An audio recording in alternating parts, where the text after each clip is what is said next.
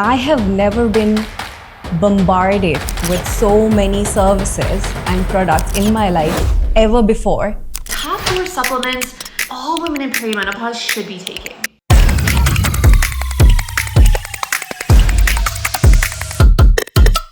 Are you telling me that it is all driven by the brain and not the reproductive system? Why are we not able to say that yes, it is hormonal, but most of it is also manageable? Before we blame menopause, have you checked what's your thyroid levels like? Check your ferritin first. Menopause has got nothing to do with the lack of cognitive flexibility you will feel the next day. As a neuroscientist, I would say that understanding begins with the brain, and I've worked with enough CEOs and business owners, and I can tell you most of the issues that the women are facing during this transitionary phase are to do with the brain. 75% of all dementia can be prevented by your own. Then why don't we know about this till now? Most of those don't make any commerce. Your sharpest years can be absolutely ahead of you. No woman should feel that menopause is going to make her less sharp, less emotionally resilient, less attentive, less intelligent in any way. Absolutely not. But menopause is taking so much away from us. So did puberty. The brain and the reproductive hormonal axis are having a two-way conversation already. We've almost started to demonize it. There are weird products being sold. I don't get that.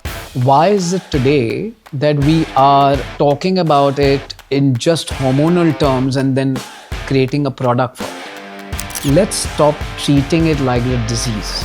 This is not a time for fear. Absolutely not.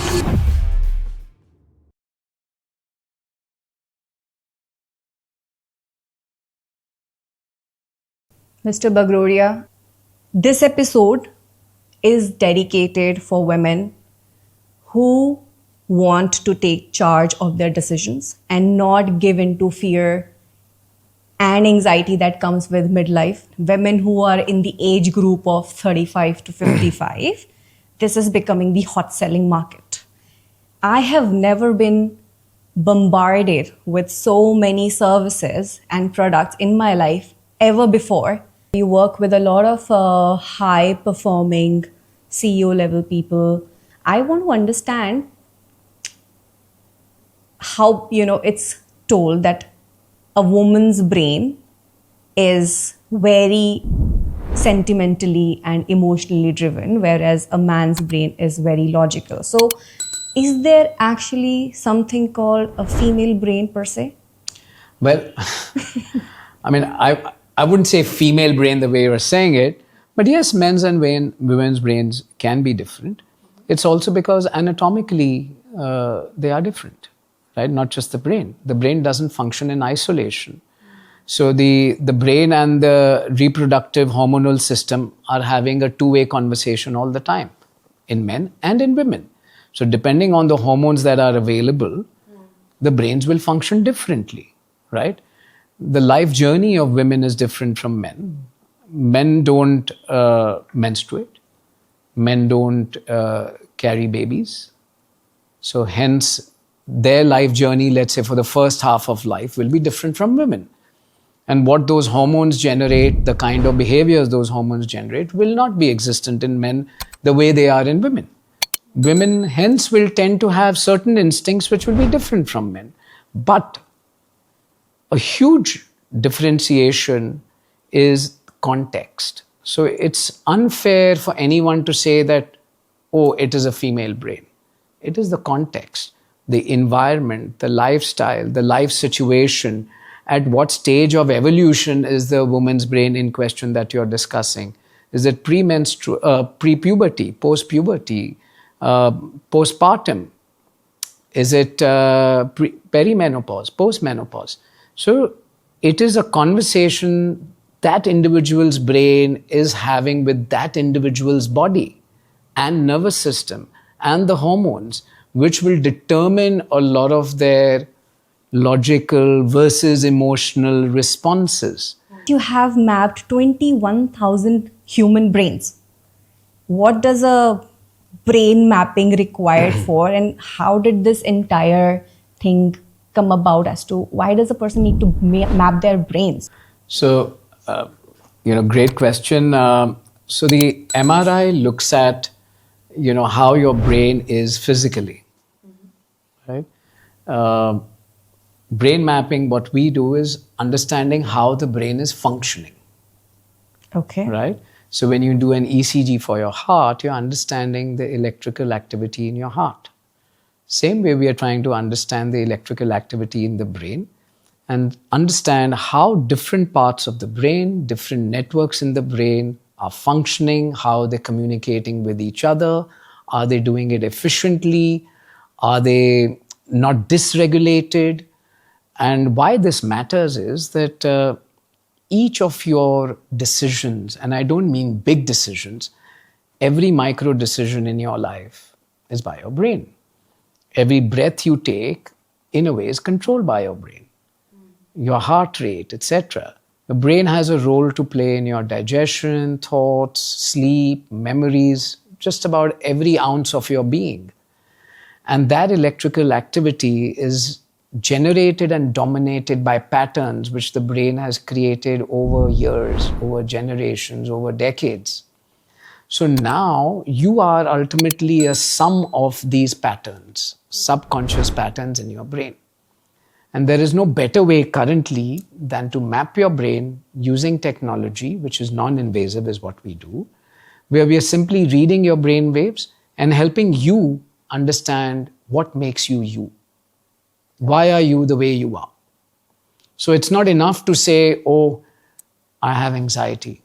It's not enough to say, oh, I lose my attention quickly. It's not enough to say, I have a sleep problem. We need to understand, why is it that you are feeling anxious? Why is it that you are feeling sad and low? Empowered with that knowledge, you can actually then make better decisions for yourself. So unless you understand your biology better, and in this case, your neurobiology, unless you understand that better, how will you be able to take charge of your life? Like you said, take charge of your decisions. How will you be able to do that? Because a lot of our decision making is on the basis of our emotional state, is on the state of our current nervous system, right? We say, oh, I just liked it and I took it. Oh, I just felt I needed it, right? Oh, I was too angry and I said that, right? Oh, I was too tired to decide, right? So which means all of these are on the basis of a brain function, which is determined by emotion, nervous system state, physiological state. How do you say that what percentage of a decision is driven emotionally, and then how does brain comes into the play? So emotions are part of the brain as well, right? A lot of our decision making, whether it's on emotion or not, certainly is based on predisposed patterns. Many times we don't realize that we are making these decisions just based on certain patterns. So for example, when you will talk about a friend or a relative or your spouse or kid, you will say, I know them very well. I know this is what he will like. This is what he will choose. Which means it's based on a certain pattern. Right? I see. So same thing holds true for yourself as well, and for myself. And the sooner we try and understand our own internal patterns and the reason they exist, the more power we are giving to ourselves to change those patterns if we want to, or benefit from them. Right? So what really is your strength then? What really is an area of improvement is just a bunch of patterns. Pre-puberty, menstruation, all these things, we have been told that, these are some symptoms that are just shown physically. Maybe we need more comfort. We need more chocolate maybe that time. And we want the man to be taking care of us. Not if not a man, just the family around. If we want to be in bed, we want to be watching a cozy movie. Are you telling me that it is all driven by the brain and not the reproductive system? It's driven by both. So the brain and the reproductive hormonal axis are having a two-way conversation all the time. So the brain impacts the reproductive hormonal axis, and those hormones in turn impact the brain. I see. just as a girl changes on puberty, her moods, her need for sleep, rest, that need changes again when she's experiencing pregnancy.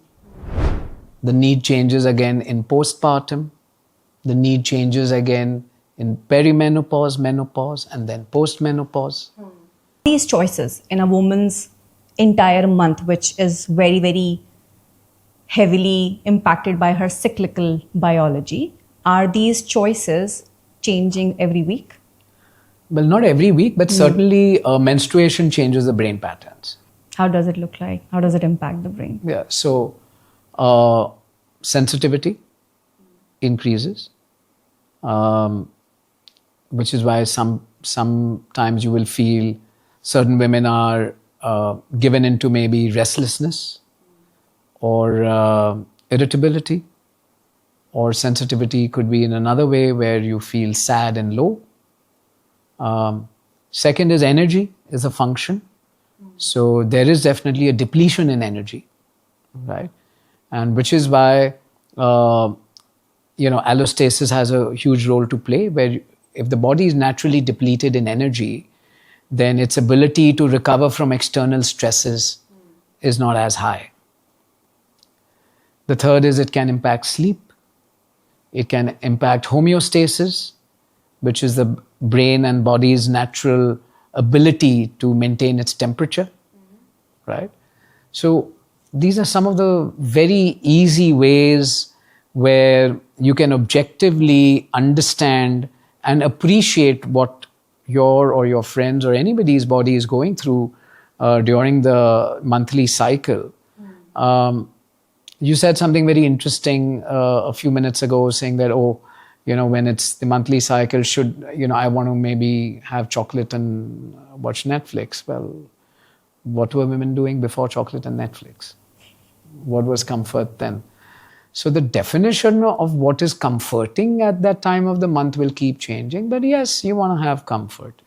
But maybe the person who has given herself a larger purpose will be comforted by the fact that I have my favorite podcast guest in front of me that day, and nothing else is going to matter. I'm just thrilled. Hence, it's important for women to understand the repercussions of the dialogue between the brain and the reproductive hormonal axis. Can you double tap on that?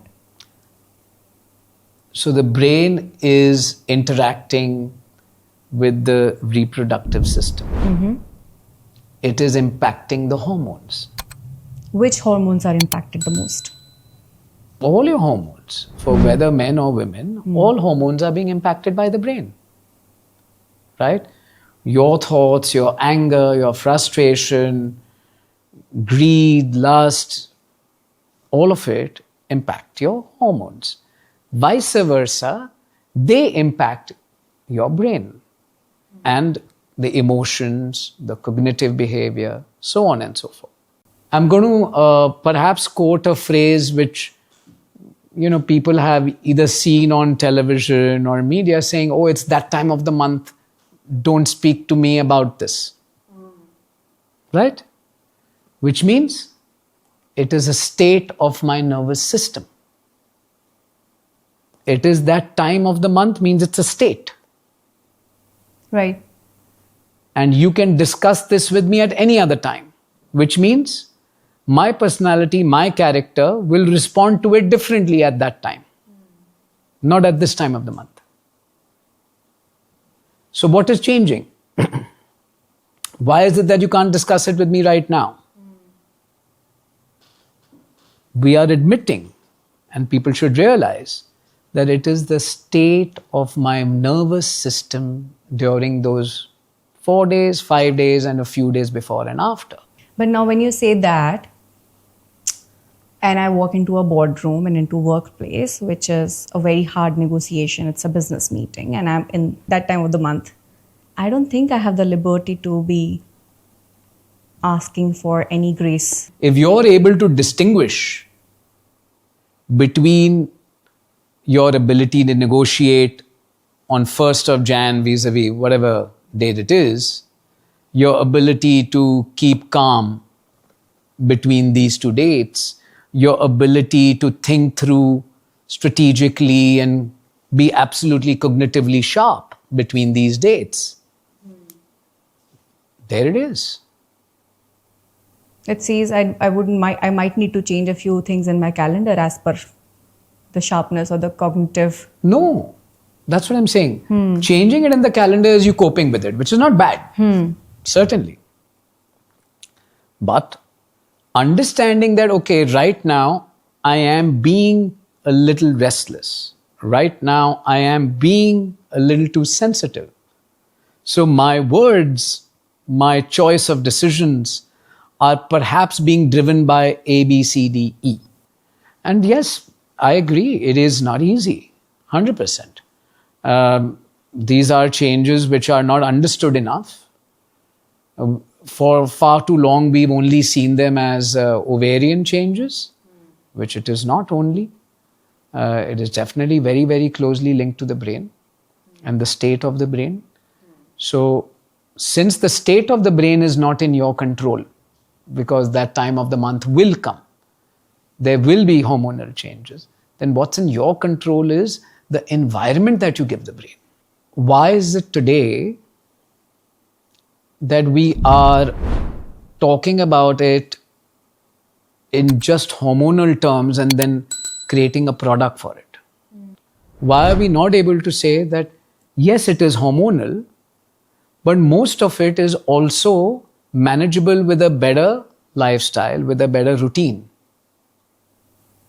which doesn't cost money. So there's no commerce at it. For time immemorial, we have been told, rightfully so, that the brain expects a certain rhythm and balance. So if you're able to give your brain and your nervous system a natural balanced rhythm for the next 30 days, sleep on time, diet, exercise, sunlight, breath work, purpose, alignment, connection, I could go on, and do this for 3 months, month after month, and then actually document saying, yeah, were my sort of PMSs better? What I'm saying, it is just very difficult to sustain for the 90 days. You don't have to sustain 90 days. You just have to take one day at a time. Say, I'm going to just allow my brain and my nervous system to recover. I am fully appreciative of the fact that in the recent years, there is a conversation at least happening around menopause. What I find it difficult to digest is the absolute commercialization where the marketing has far, far exceeded the science on how we understand and help women deal with menopause. We've almost started to demonize it. That let's push menopause away. There are weird products being sold. I don't get that. Would you delay puberty? Saying, oh, I don't want to achieve puberty till I'm 30. Right? Puberty is a difficult time for women, for girls entering into puberty. Why not delay that by 20 years? You've been through puberty. It's a devastating time initially, right? Why are you not delaying it then? But the point is, for the next generation of girls. My society celebrated it. That's exactly my point. Yeah. So that means you're allowing society to decide whether menopause is good for you or not. But menopause is taking so much away from us. It's taking my... So did puberty. Why is it feeling like that puberty gave me so much? It gave me like so many things. It made me into a woman and I started feeling so many things. But this is just now when I'm in my midlife. It wasn't like starting then. It was something, everybody was so relaxed. Oh my God, okay, all right. She's on her periods now. Right, but you couldn't do things when you were 14 years old in gym class or, play soccer or whatever with as much ease as the next person who was not on a monthly cycle. Sorry, I'm pushing you on this to help you give me that response that why are we treating that one transition so drastically? Because it's coinciding with a very crucial time in my life. I want to grow. I want to be the best. And you didn't want to grow till your 40s. I wanted to, but now I'm more driven towards the goal that I have, because as I have learned, the goal doesn't come to you when you're 21. You mature into your goals in your life when you are in your 35 or 40. Tell me all the women tennis players, women gymnasts, women wrestlers, women Olympians, how many of them have realized their goal in their 40s? They all started pursuing their Olympic dreams pre-teens or even in their teens. That we have to stop demonizing this transition. Menopause is yet another transition in a woman's life where her brain has to learn how to adapt to the changes in the reproductive hormonal axis. So what's the right flow? I feel these things that are happening in me, around me. Do I go for brain mapping first? Or do I go to my gynecologist first? So the clients come to me and they'll say, I have menopause, hence I have this. Or I'm menopausal and hence I have this. Or this is what my doctor has told me. Or this is what my psychiatrist has told me. This is what my psychologist has told me. And I'm like, but have they checked some of these things? Before we blame menopause, have you checked what's your thyroid levels like? Because that will give you more brain fog and disturbed sleep and feelings of sadness, low depression than menopause will. How are your ferritin levels? You're feeling low on energy. Stop blaming menopausal transition. Check your ferritin first. You're going to sleep at 2 a.m. every day. Menopause has got nothing to do with the lack of cognitive flexibility you will feel the next day. You don't exercise properly, or you're doing the kind of exercise which are not really good for your brain patterns. So I feel getting into menopause is a time for women to really audit themselves and say, how do I prepare myself for the next 40, 50 years of my life? Why? Because your body changes. All our bodies change, right? Our skin has changed, our hair has changed, our gut cells have changed, everything is changing. It's what we do during these periods of change and how we nurture our body, nurture our cells, nurture our brain patterns, create the right brain patterns. Don't let the, not so optimal ones survive or thrive in our brain.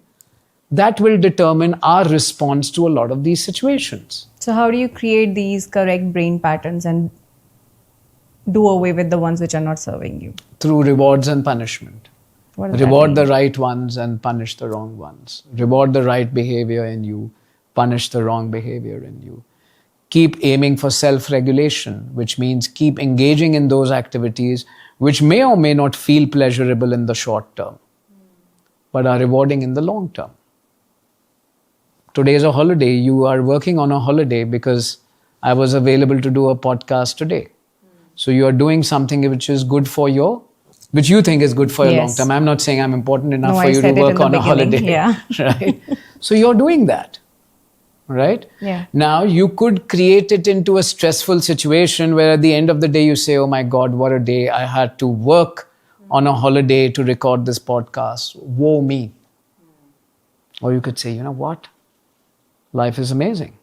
This is just one of the examples, right? On how you can reward or punish certain patterns in your brain, which will either strengthen them or weaken them. You mentioned about hot flushes earlier. What is that? The brain is in charge of homeostasis. Okay. Homeostasis is the process by which our body responds to change in temperature. Estrogen interacts with the hypothalamus, a part of the brain, which then looks at controlling body temperature. So during menopause, when there is an upheaval in the hormonal levels, the brain will go through a period where it doesn't know how to appropriately measure its response to changes in temperature. So it will suddenly trigger what women will feel is a hot flush. Now, if you've been able to train the brain better with balance, rhythm of sleep, diet, exercise, breath work, movement,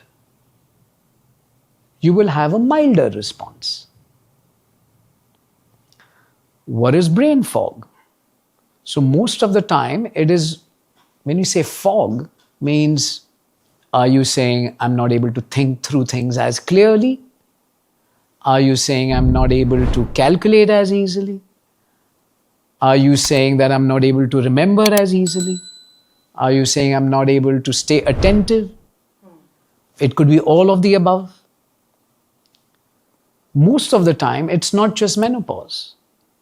It is what you've done with your lifestyle in the run-up or in that moment, where you've depleted yourself of certain key minerals, where you've depleted yourself of the right amount of rest and recovery your brain needs because it is going through a tumultuous time because of the reproductive hormonal axis being in disarray. Please stop viewing menopause as something only related to the reproductive system. Please stop viewing menopause as primarily a gynecological issue. Because nobody can prevent it. Of every symptom you have discussed or know women go through when they are menopausal, 9 out of 10 are related to the brain. All of these are networks in the brain which are now having to rearrange themselves. So things that didn't get you angry easily are now making you lose your cool. Why? Because the threshold that your brain has, the patterns that it had set over 2 decades, and which was supported by your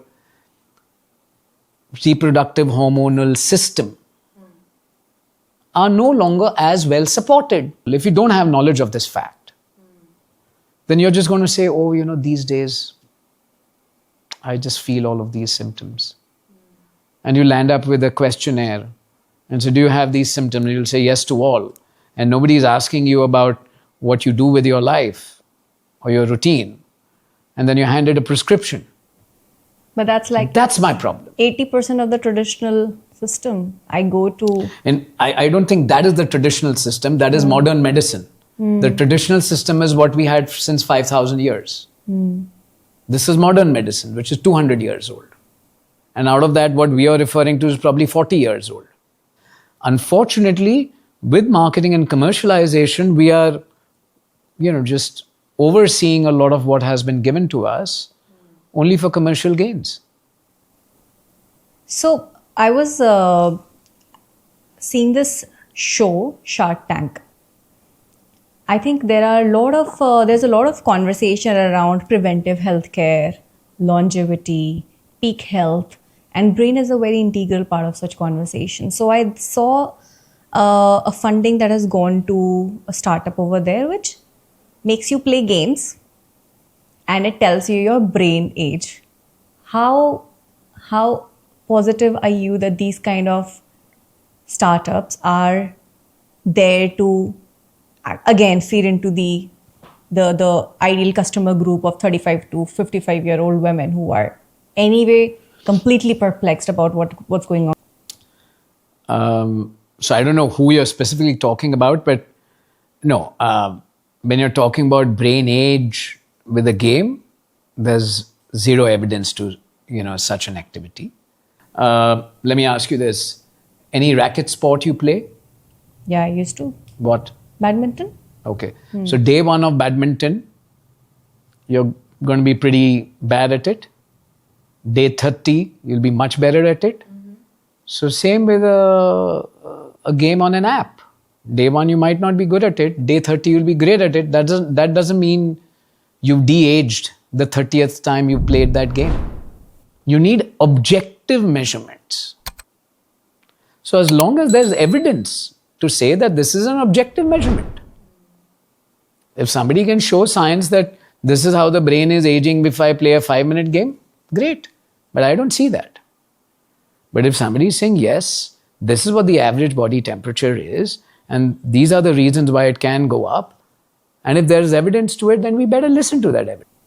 There are studies, dementia in women is higher than men. 75% of all dementia can be prevented by your own lifestyle and habits. 75%. Then why don't we know about this till now? Everybody knows, nobody's talking about it because most of those lifestyle and habits don't make any commerce. There's no product to be sold there. And this is something I keep repeating, and I've perhaps said it ad nauseum in the last 1 hour as well. Sleep, diet, movement, and biggest one, having purpose. Purpose. Because when you have that purpose, a lot of life's challenges, a lot of the hard choices you make, a lot of the self-regulation that you engage with, where you're choosing tougher, less pleasurable things for the long term instead of short-term pleasure, will not make you feel woeful, will not make you feel less fortunate, because you're aligned to a certain purpose. But yes, there are a lot of things you can do. Stay away from alcohol. Zero alcohol. Not even a glass of wine? None. Not a single drop. If you genuinely want to. Look, but then it is about a choice. No? It's about choice, right? So there's enough evidence now that no amount of alcohol is good for you. The benefits that you want from wine can be gotten from whole grapes. It's not the wine which is good for you, it's the grapes. Right. So a person who has not slept well will not have good cognitive flexibility and decision making the next day. So rather than talking about aging faster than it's supposed to be, let's talk of instances which are red flags. Okay, right? Let's do that. So if you suddenly cannot remember things which you always did, and it's a very sudden reaction, right? So instantly if you say, okay, maybe because I haven't slept well, I'm not feeling sharp. Or is it something where I'm really not able to situationally remember things? Awareness? Then that demands you go and see a medical professional, right? It could be a neurological issue. Or it could be something related to hypertension. It could be something cardiovascular. So one is situational awareness, memory, a complete change in behavior and attitude, a complete change in moods, right? Why is that happening? You need to get to the bottom of it. It could be a hormonal imbalance. It could be depletion in important vitamins and minerals. It could be, your blood work, which is horribly wrong right now, but you are not seeing physical symptoms, but the brain is giving you these mental health or cognitive symptoms. So anything to do with severe changes in your ordinary behavior, habits, patterns, cognitive levels, decision making, confusion, attention, memory, right? And not any of these can instantly relate to dementia or not. Dementia is far more complex than that, right?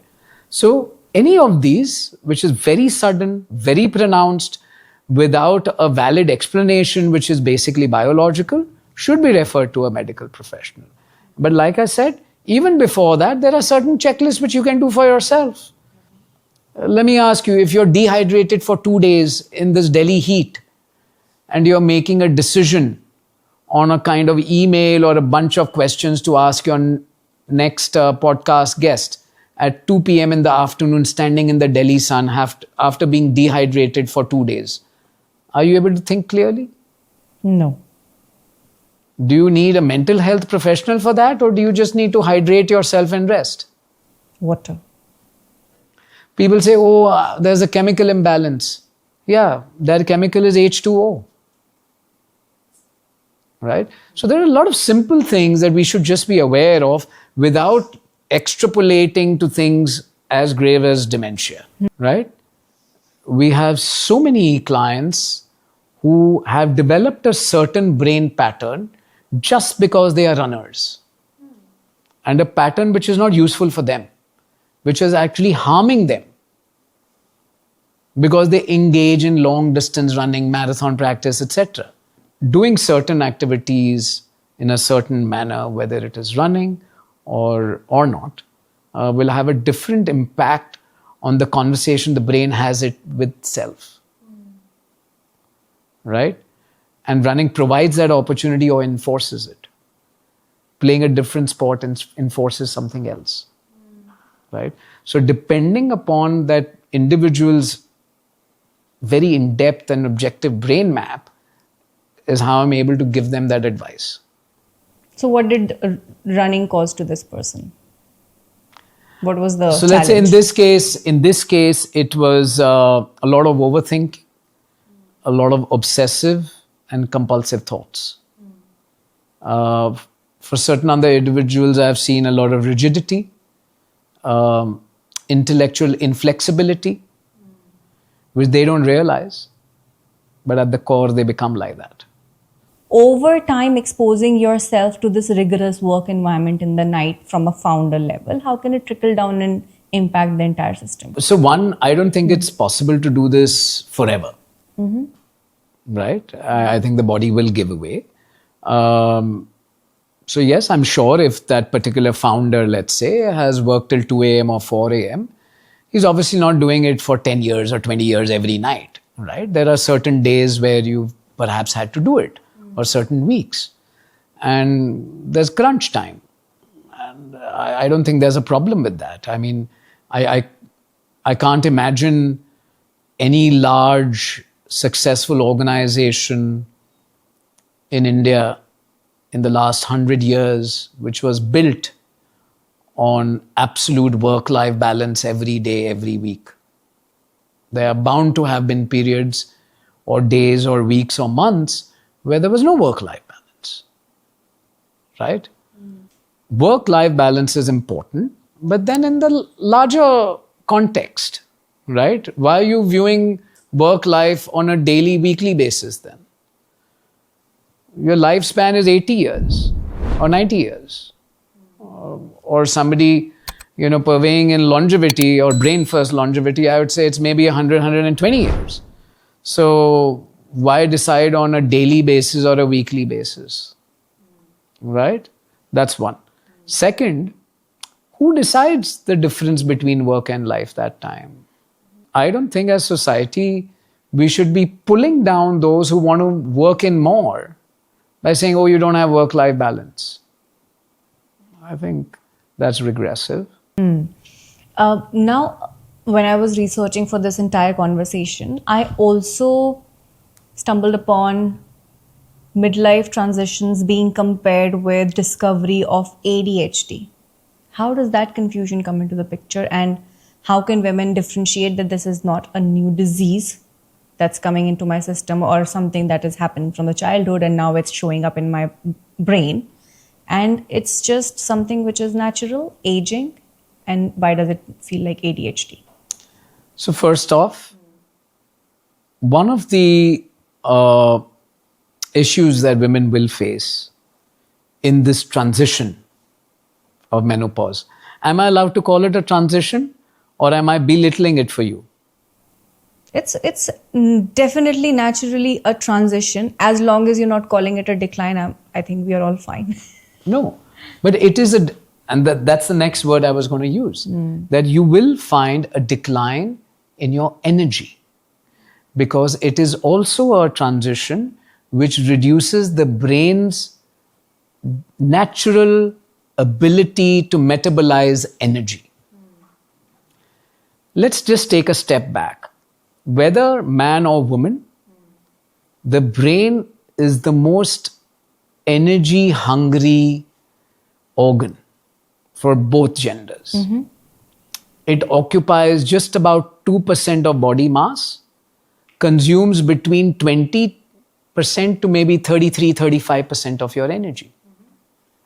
Now, for a woman in the transitionary phase of menopause, when the brain reproductive hormonal axis is in disarray, the energy metabolism also is impacted.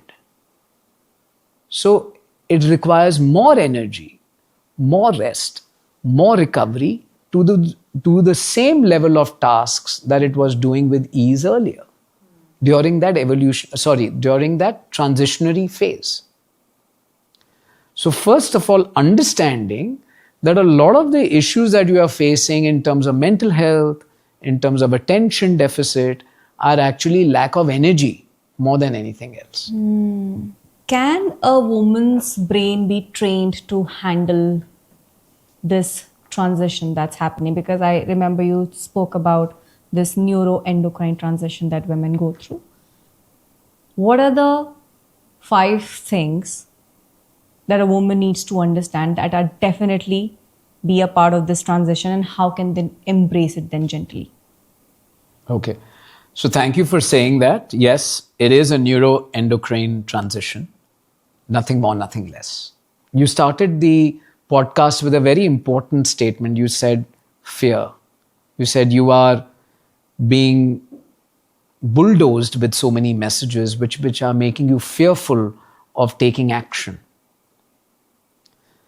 I'm glad that we've come to a stage where menopause wasn't even a conversation.